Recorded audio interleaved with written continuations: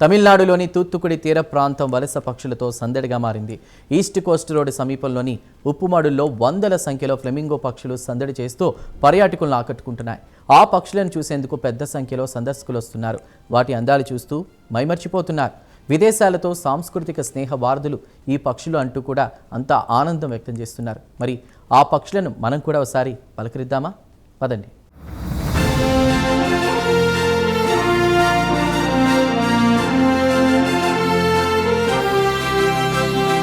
తమిళనాడులోని తూత్తుకుడి జిల్లాలో ప్రకృతి అందాలు కనువిందు చేస్తున్నాయి. ఈస్ట్ కోస్ట్ రోడ్డు వెంట ఉన్న ఉప్పు పండించే నీటి గుంటల్లో అరుదైన వలస పక్షులు ఫ్లెమింగోలు కనిపిస్తున్నాయి.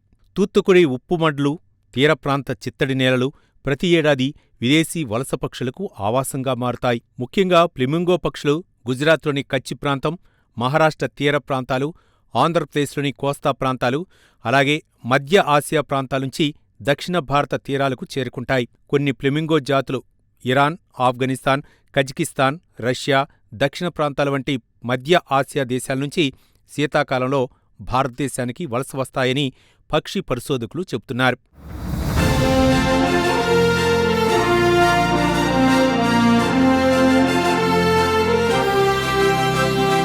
వర్షాకాలం తర్వాత ఏర్పడే ఉప్పుమడులు, తక్కువ లోతు నీటి ప్రాంతాలు, సమృద్ధిగా లభించే ఆహారం కారణంగా తూత్తుకుడి ప్రాంతం వీటికి అనుకూలమైన తాత్కాలిక నివాసంగా మారుతుంది.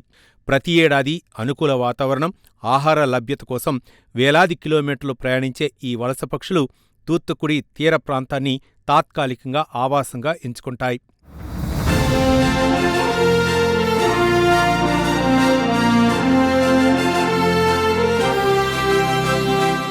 ఉప్పుమడుల్లోని తక్కువ లోతు నీటి ప్రాంతాలు, అందులో లభించే చిన్న జీవులు, ఆహార వనరులు ఫ్లెమింగోలకు అనుకూలంగా మారాయి. గులాబీ రంగు రెక్కలతో గుంపుగా సంచరిస్తున్న ఈ పక్షులు స్థానికులను, ఫోటోగ్రఫీ ప్రియుల్ని ఆకర్షిస్తున్నాయి.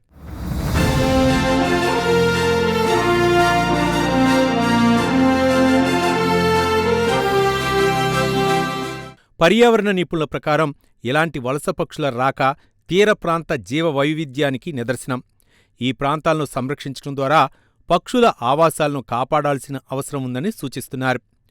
తూత్తుకుడి ఉప్పుమడుల్లో కనిపిస్తున్న ఫ్లెమింగోల దృశ్యాలు ప్రకృతి ప్రేమికుల్ని ఆకట్టుకుంటున్నాయి. వలస పక్షుల రాకతో ఈ తీర ప్రాంతం మరోసారి జీవ వైవిధ్యానికి ప్రతీకగా నిలుస్తోంది.